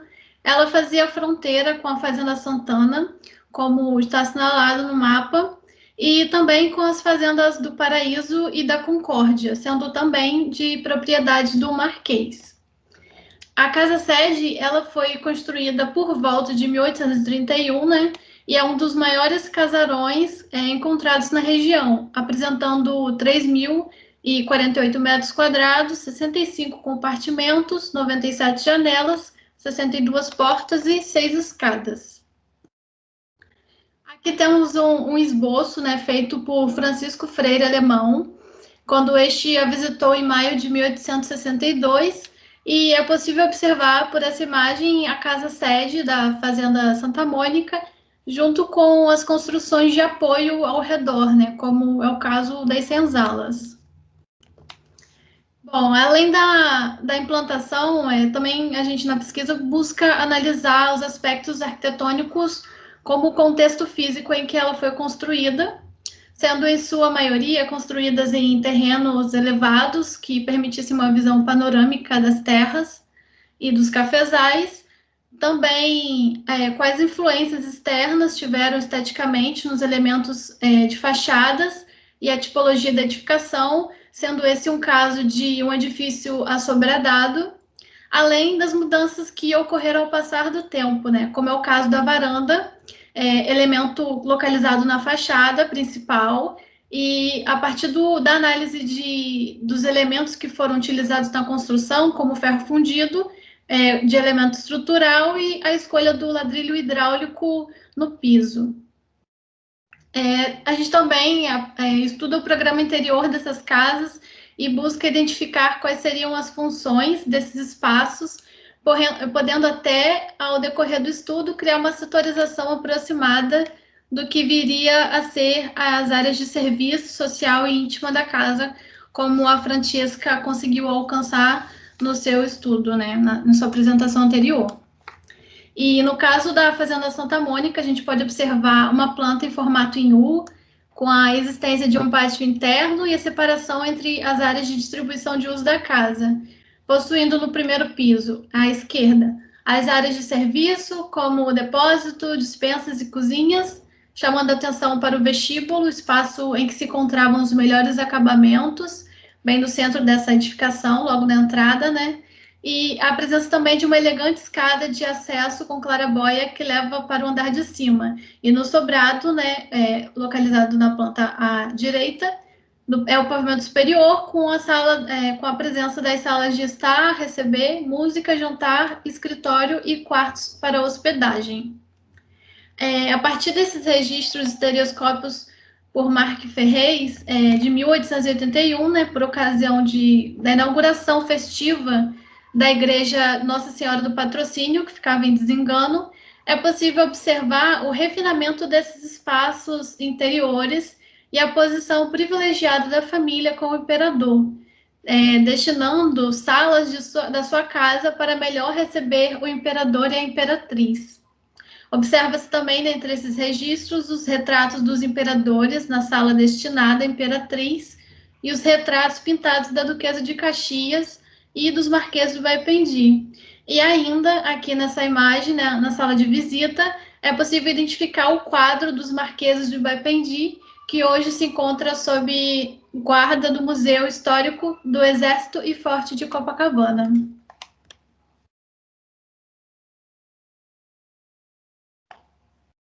Falando um pouco sobre a questão dos inventários, né, tomando a questão do Marquês do Baipendi, ele falece, então, aos 81 anos de idade, em 15 de fevereiro de 1847. E assim a gente pode ver que o poder dessa família, ela continuou, ela perpetuou durante os governos também governo de Dom Pedro II, que se hospedou na fazenda de Santa Mônica, um ano após a morte do Marquês, e também retorna nos anos de 1865, 76 e 81. Em 1869, faleceu, então, a Marquesa do Baipendi, e a fazenda Santa Mônica ficou como herança para o filho do casal, o Manuel Jacinto Carneiro Nogueira da Gama, barão de Paraná. Após o falecimento, a fazenda se tornou, então, propriedade do barão de Santa Mônica, casada com a sua prima, Dona Luísa Loreto Viana de Lima e Silva, filha do Duque de Caxias, que nos seus últimos anos de vida, inclusive, ele passou a morar na fazenda até falecer em maio de 1880. Então, partindo para o inventário do Marquês do Baipendi, sob a guarda hoje do Museu da Justiça, é possível destacar os objetos de uso do Marquês e de sua família, que demonstram também o seu gosto, o seu estilo de vida, destacando os objetos da casa, na qual podemos dividir em pratarias, as louças, ferramentas, os utensílios de cozinha, móveis, cadeiras, como cadeiras, mesas, os de jacarandá, bancos, marquesas, o piano, relógio, louças de vidro, mudas importadas da Índia e da Inglaterra, toalhas e lençóis, também alguns importados da Grã-Bretanha, que diz, escravos e, claro, animais, pés de café e terra. Então, após a sua morte, em 1847, observa-se que o seu inventário possuía também cerca de 700 escravos, que é uma situação muito diferente do fim do século, quando a fazenda era a propriedade do seu filho, Barão de Santa Mônica. Ela, então, foi hipotecada para o Visconde de Ururai, com 167 escravos, é uma diferença bem grande. Então, por fim, o estudo da fazenda Santa Mônica, aqui temos algumas partes do inventário, algumas coisas que podemos destacar, como as marquesas, os utensílios de cozinha, de uso próprio, itens de prata também. E, enfim, pode passar para mim? Pode passar também. E aí, por fim, o estudo da fazenda Santa Mônica, para além da casa como um habitat espacial arquitetônico, assim como também uma arquitetura familiar, possibilitou a investigação da família, sendo a casa esse testemunho histórico, espacial, cultural e simbólico do poder de uma família e da sua hierarquia. A casa senhorial, então, é a expressão de uma cultura política, econômica, social, em espaços de materialização dessas redes de sociabilidade e de alcance também do status social e interesses financeiros desses particulares, cujas famílias, esses grupos senhoriais, pertencentes, claro, à elite, seja política ou econômica, elas se utilizavam dessas diversas estratégias para poder ampliar sua rede social e cuja materialização, portanto, a fonte da cultura material e imaterial, testemunha dessas relações estabelecidas, dos valores e dessas relações construídas da família senhorial, é a própria casa senhorial. Com isso, eu agradeço. Obrigada. Obrigada a todos. Obrigada a vocês. Vamos devolver a palavra para o organizador do evento. Não sei se teremos perguntas.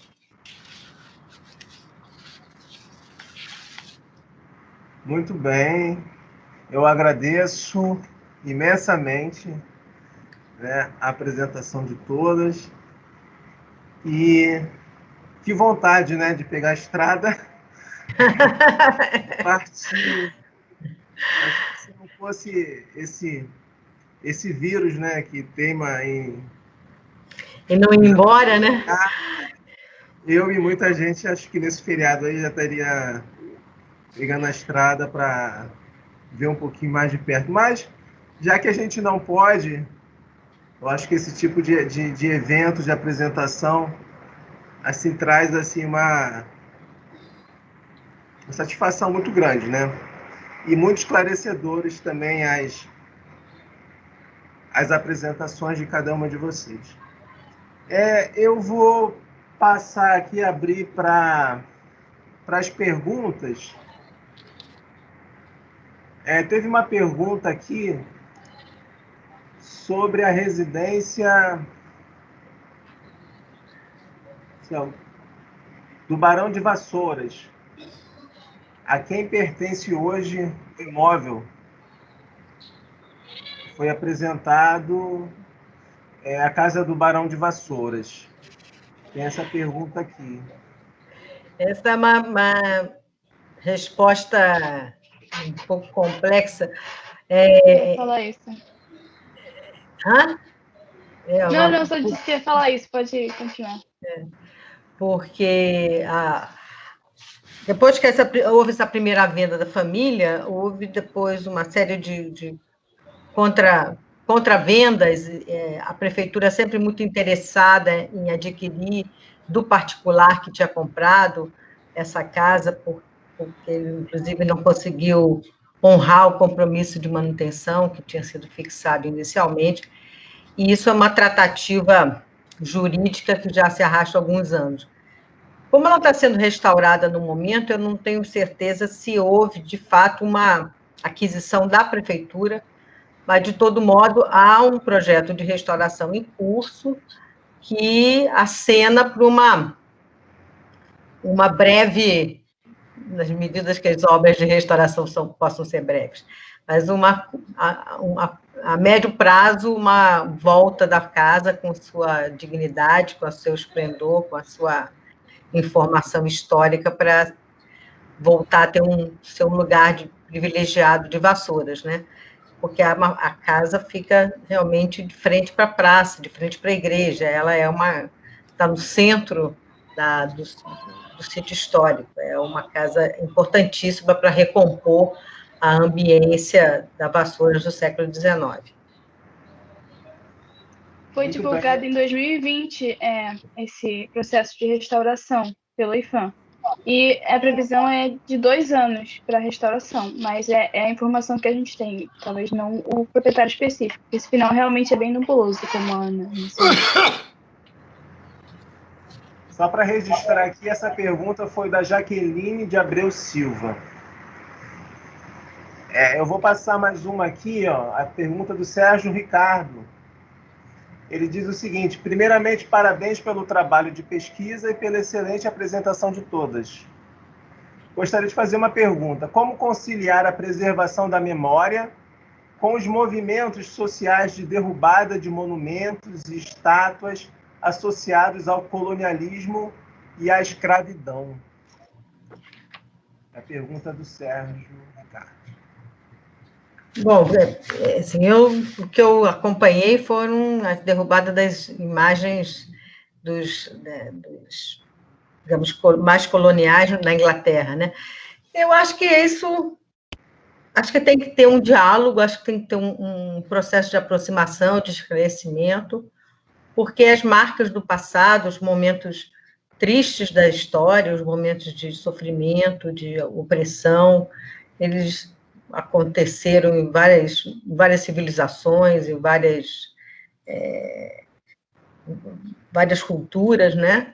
E eu acho que isso precisa ser elaborado por ambas as partes. Quer dizer, eu acho que você pode fazer uma informação do monumento, ser instruído, ser formatado, ser acrescido de informações que justifiquem ou que contemple também esse passado opressor, mas que ele seja mantido na sua integridade. Eu acho que a destruição não é não se justifica de modo nenhum, né? Veja os talibãs, né, destruindo também os budas milenares. Quer dizer, acho que se cada grupo resolver derrubar o que não lhe prover, não vai sobrar mais nada, né?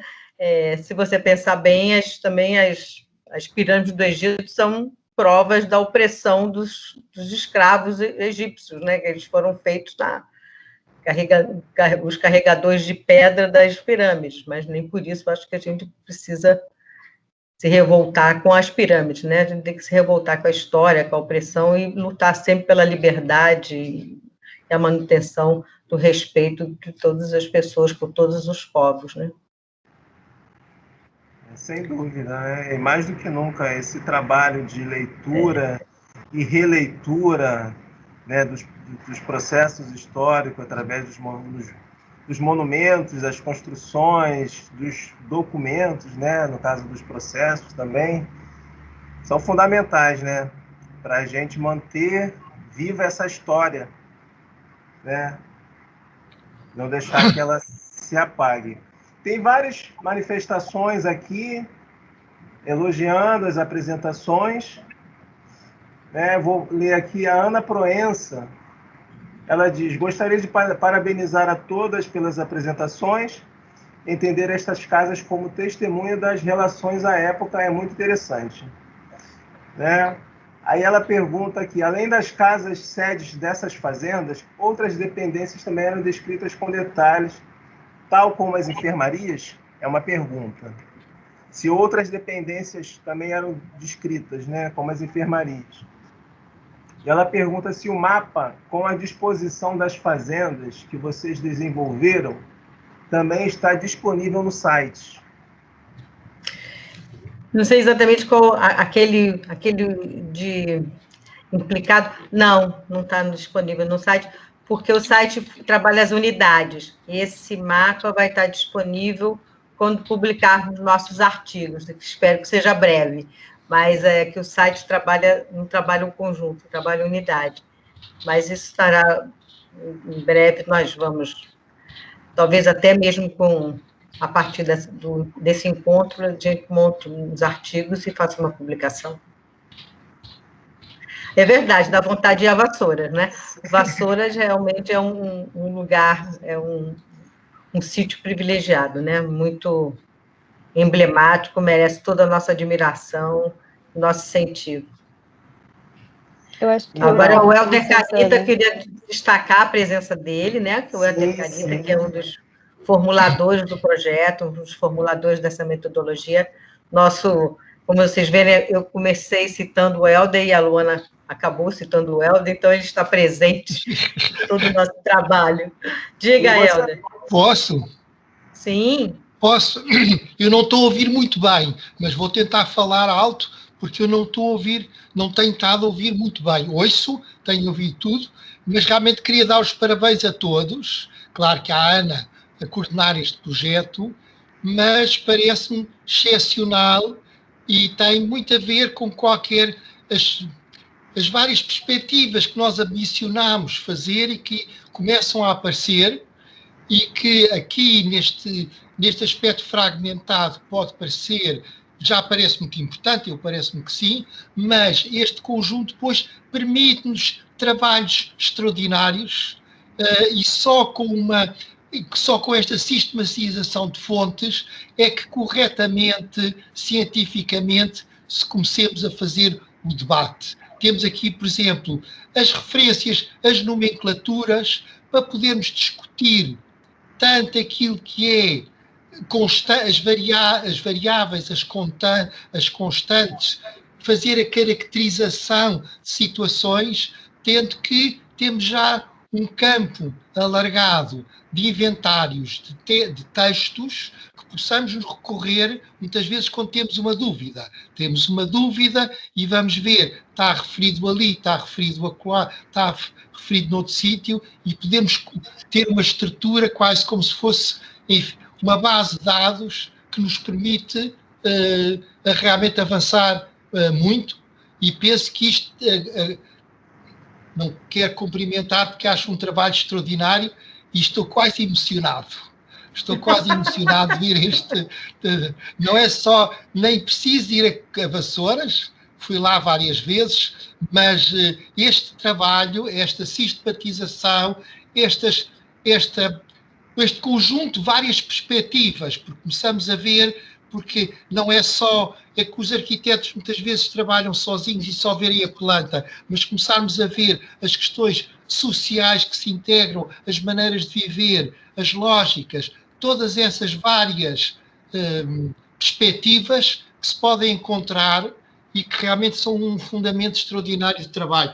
Acho aqui tenho muita inveja de não ter uma equipe como a Ana tem e dou um parabéns à equipe toda e sobretudo, terem consciência que isto é uma base de trabalho para o futuro. Isto é, uma metodologia tão correta de trabalho perspectiva um trabalho futuro com enorme alcance. Os meus parabéns queria dar, mesmo emocionado, de ver um trabalho tão aprofundado, tão bem, tão criterioso, tão metodologicamente correto e que, a pouco e pouco, ao alargar e aprofundar, ganha um peso de futuro que eu parece-me que, enfim, depois vamos falar do assunto, porque nós temos um problema se temos que incluir no próprio site uma linha relacionada com as famílias. E esse é um tema que é uma falha que tivemos, mas quer dizer, com o tempo vamos vendo as situações. Realmente pode ser um tema, não sei como é que vocês dizem, não é um item, é um tema a desenvolver dentro dos outros também, acrescentar para as várias, que é realmente fundamental, que é as questões todas do cotidiano, do social, ligadas às famílias. E, mais uma vez, parabéns a todos, a todas. Todas. Um jornalista chamou, o Renato Lemos, quando viu a chamada, falou assim, é a Casa das 7 Mulheres. Ele achou muito divertido sair de 7 mulheres. Então, é o projeto das 7 mulheres, das 8, né? Considerando a Ana Lúcia, das 8 mulheres. Eu estou vendo aqui o chat, não sei, obrigada, Helder, eu que fico muito contente e satisfeita que você tenha tido a oportunidade de acompanhar. Essa equipe é excepcional, as pessoas estão, curiosamente, a pandemia nos aproximou, ajudou perversamente a termos uma rotina, uma sistematização, as fontes foram mais detalhadas, estão sendo estudadas com mais pormenorizadas. Evidentemente que temos a grande frustração de não podermos ainda conhecer os edifícios que estão sendo trabalhados pessoalmente, né? Há uma grande expectativa de podermos ir à Flor do Paraíso, ter acesso aos espaços para poder documentar, ter acesso ao espaço da secretária, que nós já tivemos a colaboração da Isabelle Cury, mas precisaríamos também retornar. A Ana Cláudia Thoren está avançando numa tese de doutorado sobre Vila-Longa para a Unirio, então, certamente é um estudo que vai trazer luzes e informações novas sobre todos esses projetos de pintura do Vale. Então, eu acho que é um momento muito auspicioso para o estudo do Vale do Café. Temos também essa novidade, né, do Museu Vila de Vassouras, que também vai ser um equipamento cultural novo, que vai trazer mais gás, mais energia. Então, eu estou muito confiante que a gente consiga avançar no projeto, quer dizer, recuar no sentido de voltar para documentar as casas que nós já fichamos. Tem várias outras casas fichadas que não foram apresentadas e nem colocadas no ar, porque elas não estão ainda solidamente documentadas para a gente poder divulgar. E também temos a cooperação, né? Vamos conversar com Sônia Matos, Adriano Moraes veio conversar conosco, Roberto Menezes, Eduardo Chinó, Ricardo Salles, quer dizer, nós temos, digamos, o apoio da confraria dos estudiosos do Vale do Café, o Roberto Guião, quer dizer, nós estamos bem abençoados, digamos, para os nossos pesquisadores que nos antecederam, então esse grupo também compartilha dessa experiência, dessa generosidade de informações, do doutorando Marcelo Serrado, que teve a oportunidade de ficar muito tempo em Vassouras, vasculhando inventários, compartilhou conosco generosamente os seus apontamentos. Então, esse ano, apesar, né, novamente, dessa frustração de não estarmos lá, nós estamos também muito contentes e muito consolidadas nesse estudo. Também tivemos a boa notícia que a Casa Rui conseguiu recursos para manter a Bolsa mais um ano, então, temos expectativa de que no final de meados de 2022 a gente possa reunir de novo e mostrar novos resultados para vocês. Bom, mais uma vez, eu gostaria de agradecer a apresentação de todas, a disponibilidade. Quero dizer que estamos aqui à disposição para aquilo que for necessário, de consulta, ou enfim, qualquer outro auxílio. Você é muito necessário. Todas as semanas nós pedimos um processo novo para ele. Ele está dizendo isso por causa dessa nossa persistência na demanda, né? A gente está aqui para isso. E as portas estão abertas aí para uma outra oportunidade, quando as pesquisas avançarem mais também. As portas estão abertas para um retorno futuro e breve. Tá ok? Tá bom. Então, a gente Ana, obrigada. Se alguém quiser falar mais alguma coisa, né, mais alguma... Ana Lúcia, quer falar alguma coisa? Ana Lúcia Vieira Santos? Não sei se ela é. Nossa... Olá a todos. Então, eu só queria dar os parabéns ao grupo, né? É um trabalho que vem sendo desenvolvido apesar de todas as dificuldades, né? E que está ficando exatamente como a gente tinha pensado no início, um panorama do Vale, que é o que faltava, né? A possibilidade que esse trabalho traz da gente, num futuro muito próximo, começar a fazer comparações e tirar conclusões a partir do conjunto. Parabéns a todas, o trabalho está ficando realmente muito bom. Isso. Alguma das apresentadoras quer falar algum complemento? Não. Posso falar? Queria agradecer as questões. Compartilho da Ana, da opinião da Ana também, a resposta dela em relação à questão da preservação da memória, né? Essa questão de como é que a gente vê essa derrubada dos monumentos. Eu já, como quase formada em História, né, também vejo essa relação, né, uma questão de disputa de memórias, claro, mas levando em consideração a importância também do estudo das elites, para a gente estudar também uma questão da escravidão. Estudar a escravidão não significa estudar somente os escravos, mas como a elite se comportava em relação a eles. Como estudar essas casas também, a gente pensar como é que essa elite se comportava, como era a sociabilidade deles, como é que funcionava toda essa questão da logística, né, da compra de escravos. Então, daí também a importância, ressalto sempre, né, a importância de estudar a elite para poder compreender também a história do Brasil, como todas as outras áreas. Teve também a questão da Anne, né, mas já respondi aqui pelo chat. Isso aí, e agradecer, claro, a disponibilidade, a apresentação, e a disponibilidade da equipe também do Museu da Justiça em oferecer-nos toda a documentação para poder consultar. Obrigada. Então, tem uma pergunta da Jaqueline, não sei se já está contemplada nas respostas, que é sobre se tem planejamento de ampliar outras fazendas e casas. Acho que a Ana pode responder melhor. No projeto original, nós temos essas 3 regiões que eu disse, né? Vassouras, Valença e Piraí. Essas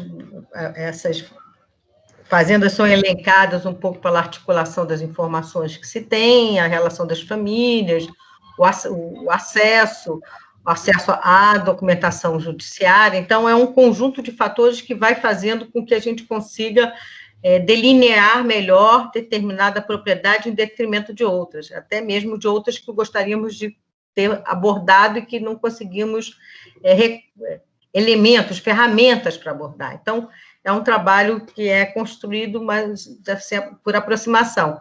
E contando, né, com a experiência, como eu já disse, com a experiência e com as dicas, com as orientações dos que nos antecederam, né, que estão trabalhando há mais tempo na área, que têm essas informações mais frescas, mais disponíveis. Mas, como eu disse, também temos várias outras fazendas já prontas, é uma questão de acertar um pouco o passo de podermos frequentá-las e...